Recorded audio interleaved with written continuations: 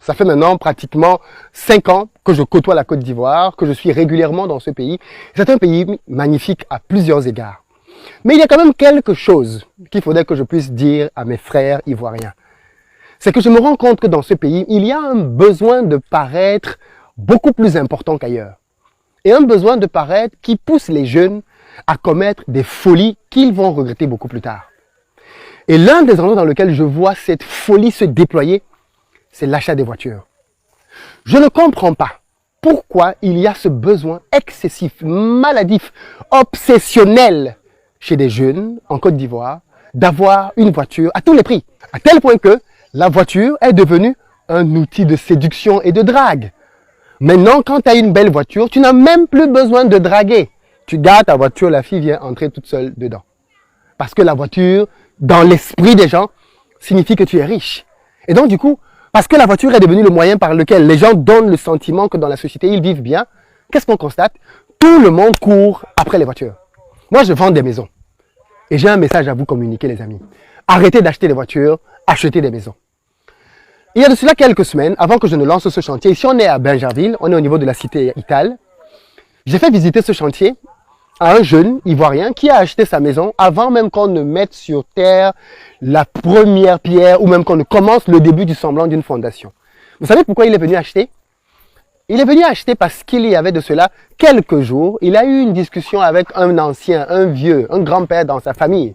Il était à un enterrement, un deuil. Vous savez que les deuils, c'est parfois les occasions où on réfléchit à sa vie. Il arrive à l'enterrement et le vieux, l'ancien, le met à côté de lui, commence à discuter. Et l'ancien lui demande, mais mon fils, est-ce que tu as déjà construit ta maison? Parce que toi là, tu es un homme, tu commences à prendre de l'âge. Est-ce que tu as déjà construit ta maison? Il dit cette phrase-là a résonné en lui comme jamais auparavant. Et il a décidé qu'il fallait qu'il devienne propriétaire le plus rapidement possible. Ce jour-là, quand on est venu pour visiter le chantier, moi j'avais mon pick-up que vous connaissez. Il est venu avec un véhicule, je tairai la marque, parce que si je dis, peut-être que vous allez même le reconnaître rien qu'à cause de ça. Mais sa voiture pouvait acheter 5 fois mon pick-up et il y avait encore du reste. Ça, c'est les voitures qui coûtent 80 millions, facile à Abidjan. 80 millions. Quand il est arrivé, je me suis demandé, mais peut-être qu'il veut acheter ça comme deuxième ou troisième investissement. Quand on est arrivé, il me dit, non, c'est pour lui-même, sa résidence principale. Je lui dis, mais attends, comment tu peux avoir cette voiture et tu n'es pas encore propriétaire? Et là, mes yeux se sont ouverts. Je me suis rendu compte qu'en fait, des gens comme lui, il y en a beaucoup à Abidjan. Des gens qui roulent dans des maisons. Je dis bien, vous avez entendu, hein? Ils roulent dans des maisons. La voiture dans laquelle ils roulent peut acheter une maison. Quelle est l'importance d'avoir une voiture et tu dors dans un entrée-couché? C'est quoi le problème? J'ai constaté que quand tu vas dans les quartiers, même parfois reculés d'Abidjan, tu arrives dans certains quartiers, tu vois les voitures qui sont gratuites, tu te dis, mais qu'est-ce qu'une voiture comme celle-ci fait ici? Parce que le prix de cette voiture peut acheter une maison. Et bien ça, c'est la maladie du paraître. Les gens investissent. Je sais que cette vidéo fait mal. Je ne dis pas ça pour faire genre. Tous ceux d'entre vous qui me connaissent savez que je prône ce que j'ai fait. Pendant longtemps, je n'avais pas de voiture. Absolument pas de voiture. Pourtant, j'avais un salaire confortable qui me permettait de m'acheter une voiture. Je n'avais pas de voiture pour une raison toute simple. C'était pas le moment. Je me suis marié et avec mon épouse, on marchait à pied. Mais on avait l'argent pour acheter une voiture. Pourquoi? Parce que c'était pas le moment. Il y a un temps pour tout sous le soleil. Un temps pour marcher à pied et un temps pour conduire. Et le problème de beaucoup de gens, et c'est l'une des raisons pour lesquelles beaucoup de gens échouent et ratent leur vie, c'est que vous voulez commencer la vie par la fin. Vous voulez avoir très jeune le résultat de 10, 15, 20 ans de travail. Et du coup, qu'est-ce que ça pousse les jeunes à faire? À courir vers le matériel. Et vous courez vers quel matériel? Les voitures et les choses les plus superficielles. Le problème, c'est qu'on le sait tous. Il n'y a rien qui perd la valeur comme les voitures. Je le répète, il n'y a rien qui perd de la valeur comme les voitures. Et pourtant, si vous investissez dans une maison, d'ailleurs le numéro s'affiche, appelez les amis et achetez votre maison. Si vous investissez dans une maison, excusez-moi les amis, mais demain quand vous partez, vous laissez quelque chose. Vous laissez quelque chose. Une maison ici en gros œuvre, c'est 50 millions. 50 millions, tu n'achètes pas certaines voitures que je vois à Abidjan que certains locataires ont. Tu as une voiture qui coûte 60 millions, mais tu es locataire. C'est quoi le nom? C'est quoi le sens de tout ça? Tu as une voiture même qui coûte 30 millions et tu es locataire. C'est quoi le sens de tout ça? Ça ne fait aucun sens. Tu devrais d'abord acheter ton terrain, construire ta maison, ensuite penser à te faire plaisir, peut-être éventuellement en achetant une maison. Mais n'inversons pas les rôles. N'inversons pas les rôles. Ce que je vais vous dire va peut-être vous choquer. Mais à Abidjan, je n'ai pas de voiture. Vous avez bien entendu ce que j'ai dit, je n'ai pas de voiture. J'utilise les voitures de la société en fonction de la disponibilité. Il y a des jours où je prends le Yango. Pourquoi? Parce que toutes les voitures ont été louées. Où est le problème? Je marche. Il y a des gens qui m'ont déjà vu à Abidjan en train de marcher à pied. Où est le problème? Est-ce que je mange chez toi? Est-ce que le fait que tu m'as vu marcher à pied, là, ça a retiré quoi sur moi? Sur ma valeur? Rien du tout. Arrêtons de vivre dans les complexes. Il faut s'en foutre de ce que les gens disent ou pensent de toi. Il faut que tu saches où tu vas dans la vie. Et quand tu sais où tu vas dans la vie, mon ami, le reste là n'est que superflu. Tant que tu n'es pas arrivé là où tu veux aller, les gens peuvent dire ce qu'ils veulent. Les gens peuvent dire ce qu'ils veulent. Et il faut que cette mentalité-là sorte définitivement de notre continent. On ne peut pas être un continent pauvre. Et quand on a un peu de ressources, plutôt que de construire, on dilapide. Parce que clairement, acheter un véhicule quand tu n'es pas propriétaire, c'est dilapider de l'argent. Je le répète, acheter un véhicule. Attention, si tu achètes un véhicule, je sais pas, les petits véhicules de 1 million, 2 millions, ça va encore, ça te permet de te déplacer. Là, je peux comprendre.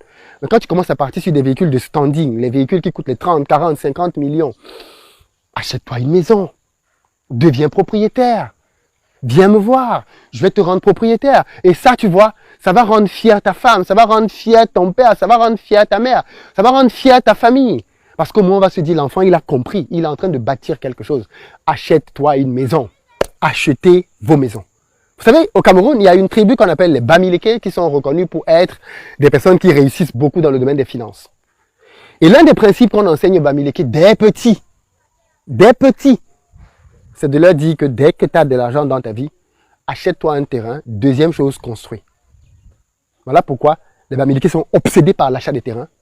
On les appelle même les envahisseurs, tellement ils achètent les terrains. Et par le fait de construire. Quand vous voyez un Bamileke rouler dans une grosse voiture, c'est qu'il a déjà peut-être une maison et 4 immeubles qu'il a déposés quelque part avant de se permettre d'aller acheter une grosse voiture. Bon, il y a maintenant les faux Bamileke aussi, hein. Maintenant je vous parle des vrais. Et ce que moi je vous dis là, bien évidemment, ça peut choquer, ça peut blesser, mais c'est pour votre bien. Honnêtement, c'est pour votre bien. Vous allez me remercier dans quelques années. Quand vous allez vous rendre compte qu'avec le temps, votre maison va prendre de la valeur. Attendez un peu. Prenons deux personnes. Une qui achète la maison, 50 millions. Une autre qui achète le Range Rover. 50 millions, tu n'achètes même pas un Range Rover. Peut-être même il faut plus. 60 millions, 70 millions, tu achètes le Range Rover. Voilà, dernière génération, 2023. Nickel. 10 ans plus tard, qu'est-ce qui se passe? 10 ans plus tard, celui qui a acheté la maison à 50 millions, ici à Côte d'Ivoire, la maison a grimpé. La valeur a grimpé énormément.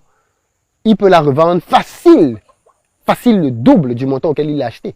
Parce qu'il y a un vrai boom immobilier en Côte d'Ivoire. Bon, maintenant, 10 ans plus tard, le Vela qu'il a acheté à 60 millions, tu penses qu'il vaut combien? Je te dis ça alors que moi-même j'achète des voitures.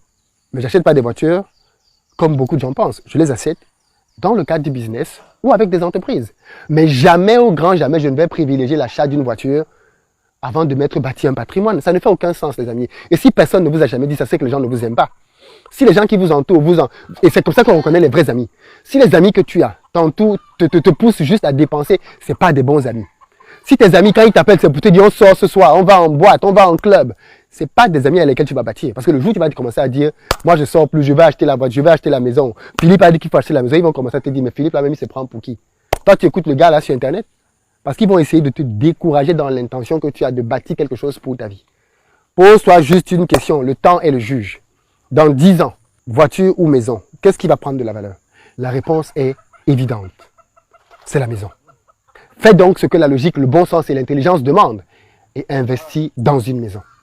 Et je vais t'accompagner dans ce process en te donnant une bonne maison.